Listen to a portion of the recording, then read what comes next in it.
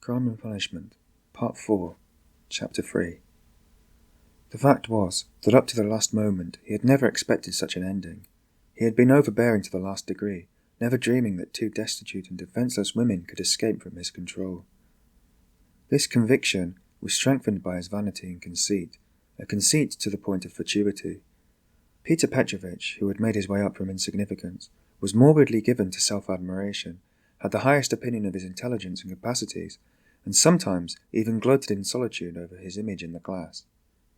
But what he loved and valued above all was the money he had amassed by his labour, and by all sorts of devices. That money made him the equal of all who had been his superiors. When he had bitterly reminded Dounia that he had decided to take her in spite of evil report, Peter Petrovitch had spoken with perfect sincerity, and had, indeed, felt genuinely indignant at such black ingratitude.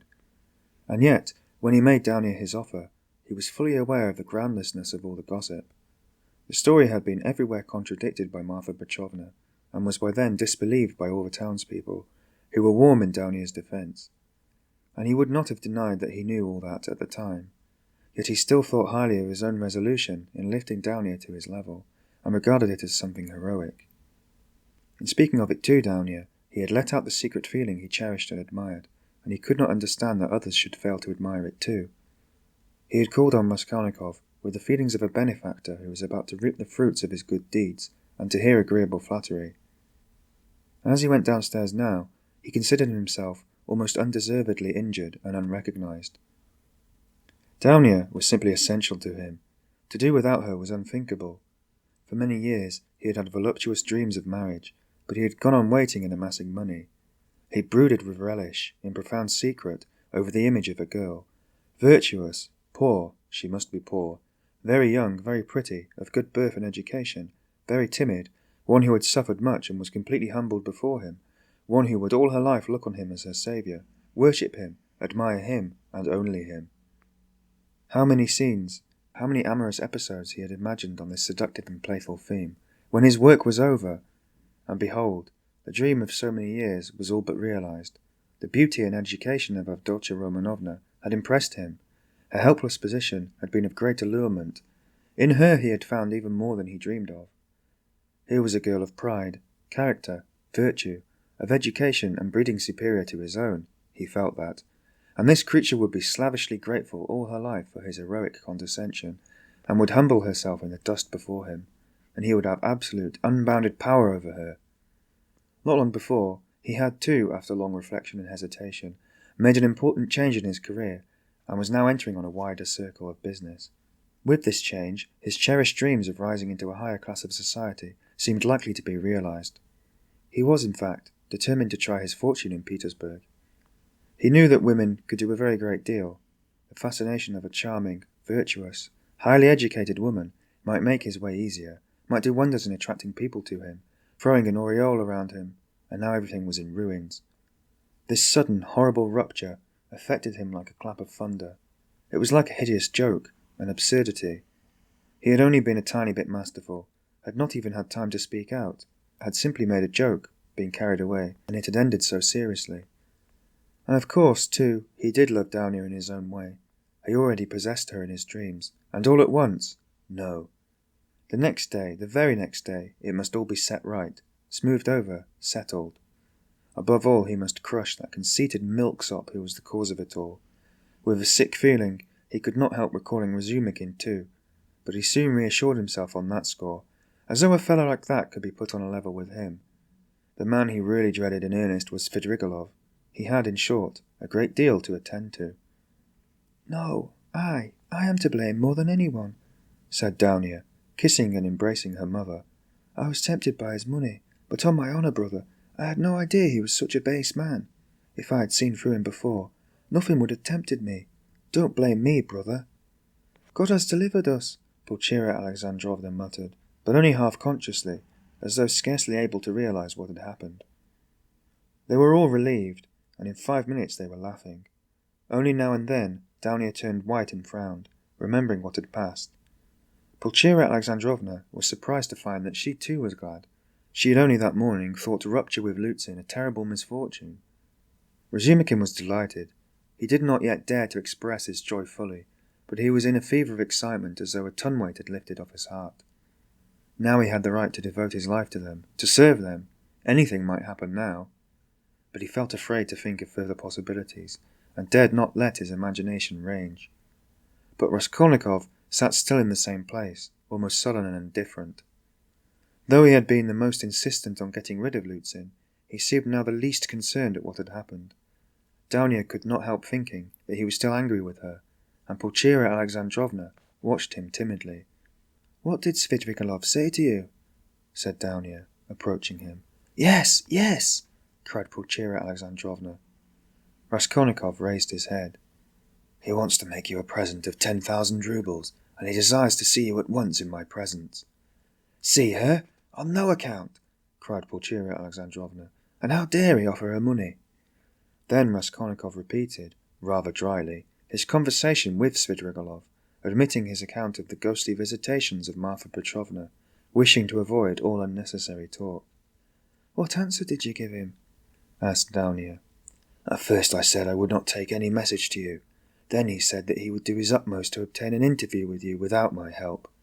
He assured me that his passion for you was a passing infatuation, and that now he has no feeling for you. He doesn't want you to marry Luzhin. His talk was altogether rather muddled." "How do you explain him to yourself, Rodya? How did he strike you?" "I must confess, I don't quite understand him. He offers you 10,000, yet says he is not well off. He says he is going away, and in 10 minutes he forgets he has said it. Then he says he is going to be married, and has already fixed on a girl. No doubt he has a motive, and probably a bad one.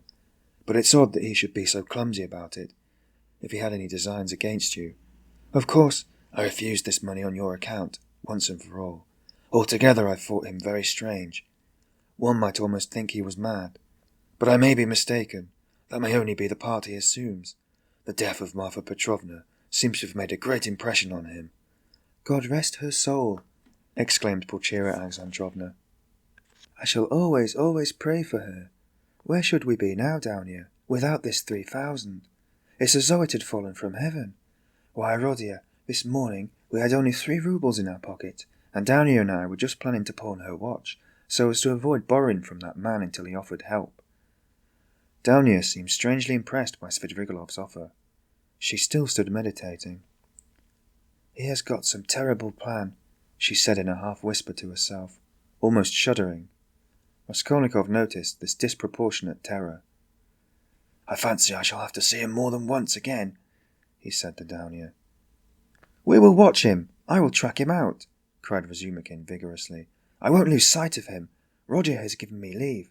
He said to me himself just now, 'Take care of my sister.' Will you give me leave too, Avdotya Romanovna?" Dounia smiled and held out her hand, but the look of anxiety did not leave her face. Pulcheria Alexandrovna gazed at her timidly, but the 3,000 roubles had obviously had a soothing effect on her. A quarter of an hour later, they were all engaged in a lively conversation. Even Raskolnikov listened attentively for some time, though he did not talk. Razumihin was the speaker. "And why? Why should you go away?" he flowed on ecstatically. "And what are you to do in a little town? The great thing is, you are all here together, and you need one another. You do need one another, believe me. For a time, anyway. Take me into partnership, and I assure you we'll plan a capital enterprise. Listen, I'll explain it all in detail to you, the whole project. It all flashed into my head this morning, before anything had happened. I tell you what, I have an uncle. I must introduce him to you. A most accommodating and respectable old man. This uncle has got a capital of 1,000 roubles, and he lives on his pension, and has no need of that money. For the last 2 years he has been bothering me to borrow it from him, and pay him 6% interest. I know what that means. He simply wants to help me. Last year I had no need of it, but this year I resolved to borrow it as soon as he arrived. Then you lend me another 1,000 of your 3, and we have enough for a start. So we'll go into partnership. And what are we going to do?" Then Razumihin began to unfold his project, and he explained at length that almost all our publishers and booksellers know nothing at all about what they are selling, and for that reason they are usually bad publishers, and that any decent publications pay as a rule and give a profit, sometimes a considerable one. Razumihin had indeed been dreaming of setting up as a publisher. For the last 2 years he had been working in publishers' offices, and knew 3 European languages well, though he had told Raskolnikov 6 days before that he was Squatch in German, with an object of persuading him to take himself his translation and half the payment for it. He had told a lie then, and Raskolnikov knew he was lying. Why? Why should we let our chance slip when we have one of the chief means of success? Money of our own, cried Razumihin warmly. Of course, there will be a lot of work, but we will work. You, Avdotya Romanovna, I, Rodya. You get a splendid profit on some books nowadays. And the great point of the business is that we shall know just what wants translating, and we shall be translating, publishing, learning all at once. I can be of use because I have experience. For nearly 2 years I've been scuttling about amongst the publishers, and now I know every little detail of their business. You need not be a saint to make pots, believe me. And why? Why should we let our chance slip? Why, I know, and I keep the secret, 2 or 3 books which one might get 100 roubles simply for thinking of translating and publishing. Indeed, and I would not take 500 for the very idea of one of them. And what do you think? If I were to tell a publisher, I dare say he'd hesitate. They are such blockheads. And as for the business side, printing, paper, selling, you trust me, I know my way about. We'll begin in a small way and go on to a large. In any case, it will get us our living, and we shall get back our capital. Dounia's eyes shone. I like what you are saying, Dmitri Prokofitch, she said. I know nothing about it, of course, put in Pulcheria Alexandrovna. It may be a good idea, but again, God knows. It's new and untried. Of course, we must remain here at least for some time. She looked at Rodya. What do you think, brother? Said Dounia. I think he's got a very good idea, he answered. Of course, it's too soon to dream of a publishing firm, but we certainly might bring about 5 or 6 books and be sure of success. I know of one book myself which would be sure to go well. And as for his being able to manage it, there's no doubt about that either. He knows the business. But we can talk it over later. Hurrah! Cried Razumihin. Now stay. There's a flat here in this house belonging to the same owner. It's a special flat apart, not communicating with these lodgings. It's furnished, rent moderate, 3 rooms. Suppose you take them to begin with. I'll pawn your watch tomorrow and bring you the money. And everything can be arranged then. You can all 3 live together, and Rodya will be with you. But where are you off to, Rodya? What, Rodya, are you going already? Pulcheria Alexandrovna asked in dismay. At such a minute? Cried Razumihin. Dounia looked at her brother with incredulous wonder. He held his cap in his hand, and was preparing to leave them. One would think you were burying me or saying goodbye forever, he said, somewhat oddly. He attempted to smile, but it did not turn out a smile. But who knows? Perhaps it is the last time we shall see each other, he let slip accidentally. It was what he was thinking, and it somehow was uttered aloud. What is the matter with you? Cried his mother. Where are you going, Rodya? Asked Dounia, rather strangely. Oh, I'm quite obliged to, he answered vaguely, as though hesitating what he would say. But there was a look of sharp determination in his white face. I meant to say, as I was coming here, I meant to tell you, Mother, and you, Dounia, that it would be better for us to be apart for a time. I feel ill. I am not at peace.